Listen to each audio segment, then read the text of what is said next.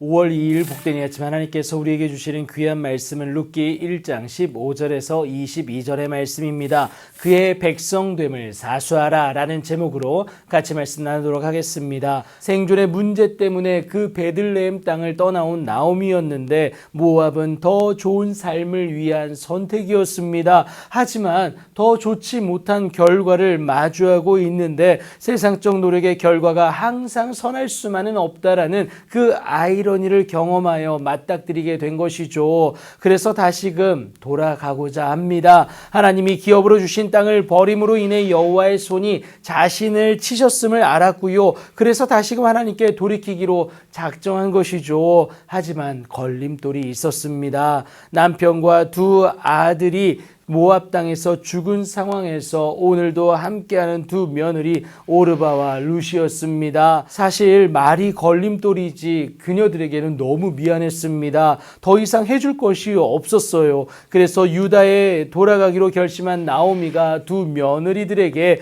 너희는 각기 너희 어머니의 집에 돌아가라고 권면하게 됩니다. 두 며느리 모두 나오미와 동행하길 원했지만 나오미는 끝까지 거절하게 됩니다. 그녀들의 앞날을 위해서였어요. 그럼에도 룻은 자신의 앞날을 내려놓고 어머니 된 나오미를 돌보기 위해 동행을 결정하게 됩니다. 결단하여 답하는 것이 내가 어머니를 떠나며 어머니를 따르지 말고 돌아가라 강권하지 마옵소서. 어머니께서 가시는 곳에 나도 가고 어머니께서 머무시는 곳에서 나도 머물겠나이다. 어머니의 백성이 나의 백성이 되고 어머니의 하나님이 나의 하나님이 되시리니 어머니께서 죽으시는 곳에서 나도 죽어 거기 묻히겠습니다. 만일 내가 죽는 일 외에 어머니를 떠나게 되면 여호와께서 내게 벌을 내리시고 더 내리시기를 원하나이다 라고 답을 해요. 확고한 그녀의 결단입니다. 나오미는 자신에게서 보지 못한 믿음을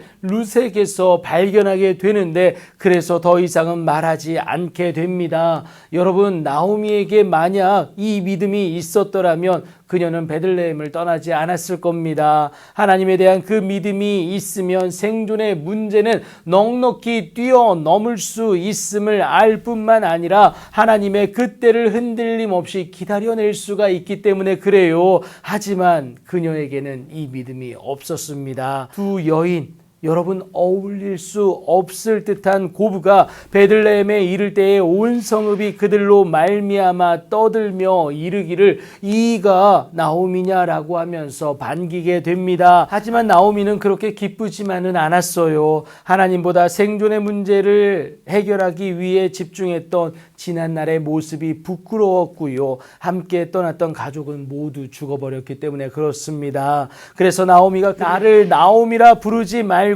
나를 마라라 부르라. 이는 전능자가 나를 심히 괴롭게 하셨다라고 말하게 됩니다. 현실의 문제 앞에 하나님을 깨달았음에도 여전히 나오미, 곧 기쁨인 그녀는 어찌 자신을 나오미라 부르느냐라고 말하면서 탄식 아닌 탄식을 늘어놓게 됩니다. 하나님께 온전히 붙어 있지를 못한 스스로에 대한 탄식이고 안타까움이다라는 거예요. 그런 나오미의 삶에서 룻은 하나님을 바라보게 됩니다. 사실 인간적으로 보면 실패한 인생이 나오미의 인생이었습니다. 수중에 남은 거라고는 아무것도 없지 않습니까? 하지만 룻은 그 하나님 말고는 선택하기가 싫었습니다. 무엇보다 끝까지 책임지시는 하나님을 룻은 깨달았습니다. 다시금 회복의 은혜를 허락하사 본향에 돌아오게 하신 하나님의 일하심이 기대되었다라는 거예요. 그래서 룻은 그의 백성됨을 사수하고자 합니다.